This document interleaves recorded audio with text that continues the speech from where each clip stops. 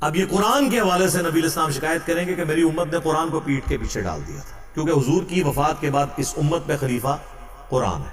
بخاری مسلم دونوں میں حدیث ہے۔ عبداللہ ابن ابی اوفا سے پوچھا گیا کہ نبی علیہ السلام نے اپنا وصی کسی کو بنایا تھا، کسی کے لیے وصیت کی تھی؟ تو انہوں نے کہا ہمیں رسول اللہ نے بس قرآن کے مطابق چلتے رہنے کی وصیت کی تھی۔ قیامت تک کے لیے وصی رسول کون ہے، خلیفۃ الرسول کون ہے؟ قرآن۔ کیونکہ اگر خلیفۃ الرسول قرآن کو آپ نہیں مانیں گے اور اس اعتبار سے جو عقیدوں کی اصلاح کے اعتبار سے کسی پرسنالٹی کو مانیں گے تو وہ سارے کے سارے آج کی ڈیٹ میں تو فوت ہو چکے ہیں۔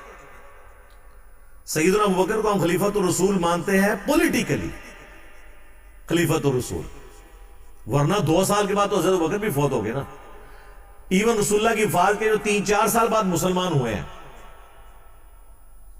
تو وہ کہیں کہ خلیفۃ الرسول کون ہے، تو وہ تو فوت ہو چکے تھے۔ نہیں، قرآن نہیں فوت ہوا سر، آج بھی خلیفۃ الرسول زندہ ہے، وہ قرآن ہے۔ قرآن سمجھ میں آئے پھر بھی مانو، نہ سمجھ میں آئے پھر بھی مانو، علی کا فضائل سمجھ میں آئے پھر بھی مانو،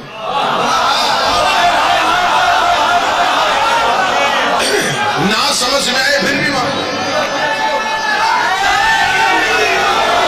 قرآن اور علی کا رشتہ ہے، قرآن جید ہے، علی سید ہے، قرآن دعویٰ ہے، علی دلیل ہے، قرآن مقدمہ ہے، علی وکیل ہے، قرآن میں سورہ کوثر ہے، یہ ساقی کوثر ہے، قرآن میں سورہ رحمان ہے، یہ رحمان کی جان ہے، قرآن میں آل عمران ہے، یہ فرزند عمران ہے، قرآن میں سورہ قدر ہے، یہ صاحب قدر ہے، قرآن میں سورہ مومنون ہے، یہ امیر المومنین ہے۔ قرآن کی چھوٹی بھی آیت ہوتی ہے، بڑی بھی آیت ہوتی ہے، اس گھر کا چھوٹا بھی علی ہوتا ہے، اس گھر کا بڑا بھی علی ہوتا ہے۔ قرآن کو دیکھنا عبادت ہے، علی کا چہرہ دیکھنا عبادت ہے، قرآن کا پڑھنا عبادت ہے، علی علی کرنا عبادت ہے۔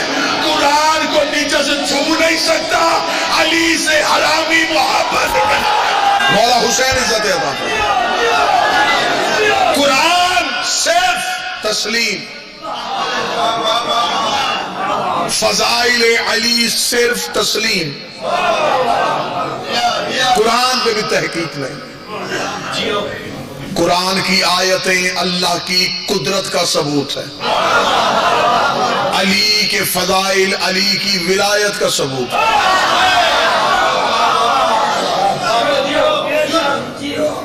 قرآن جو کہے تسلیم کرو، نبی جو کہے تسلیم کرو۔ آپ کہیں کہ کیسے؟ نبی نے کہا اللہ ہے، ہم نے بغیر دیکھے تسلیم کیا۔ ہم میں سے کسی نے اللہ دیکھا ہے؟ مانا کیوں ہے؟ مصطفیٰ نے کہا۔ ایسا ہی ہے، میں پھر جملہ کہنے لگا ہوں، اللہ دیکھا ہے، کیوں مانا؟ نبی نے کہا۔ پھر پچیتی بندے بیٹھے ہو، اسی دھیمے لہجے میں نتیجہ سن لو۔ مصطفیٰ کے کہنے پہ نہ دیکھا اللہ مان لیتے ہو، دکھایا ہوا علی کا ہاتھ کیوں نہیں؟ اس کا مطلب ہے کہ ہم نبی کو مانتے، نبی جسے منوائے ہم اسے۔ میرے اہل سنت بھائی تشریف فرما ہے، ہم شیعہ شخصیتوں سے احترام نہیں، ہم نبی کے فرمان سے احترام۔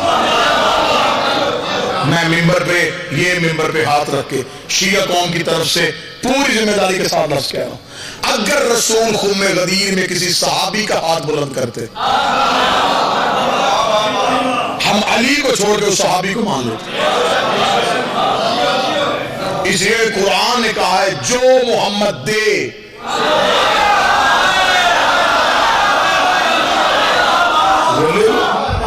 رسول نے ہمیں علی دیا۔